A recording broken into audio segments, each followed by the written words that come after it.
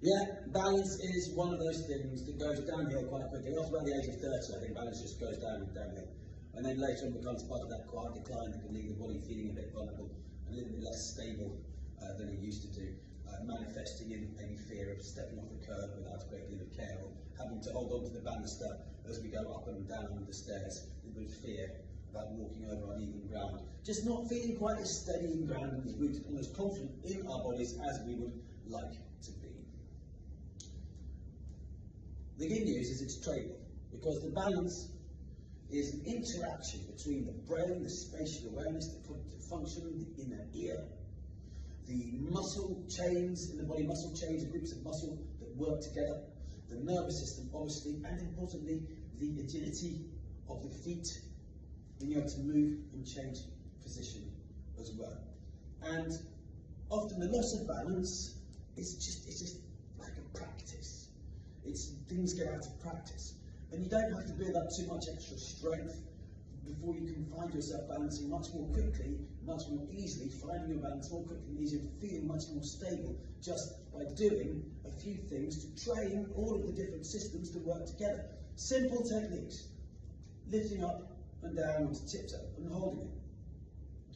And the way to train any system is to sort of do what's needed to train it, and then gradually increase the intensity with which we do the training, adding in positive stresses that cause the systems to work harder and thereby get stronger. For example, coming to tiptoe, we're going over one shoulder, it's harder. Going back down. Onto tiptoe, looking over the other shoulder. It's a bit harder. Often we have to balance on our leg there. So, just a simple test of your balance, a way to measure it would be, how stable are you balancing on one leg to start with?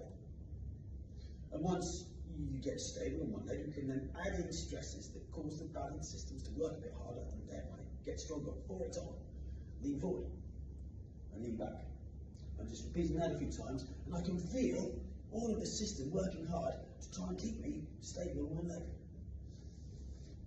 Doing it on the other side, again, it's just forward and back, just training the balance a little bit. This is one of the many techniques we use for movement, martial arts, Pilates, yoga, even dance sometimes. And then when you repeat these over time, the balance just gets back into the habit of being able to put yourself back into place. One of the things that's also good is the foot agility. Your feet do need to be able to move. And so there's ways we measure how you do balances so that you can track your progress. Start at the beginning, you do an assessment.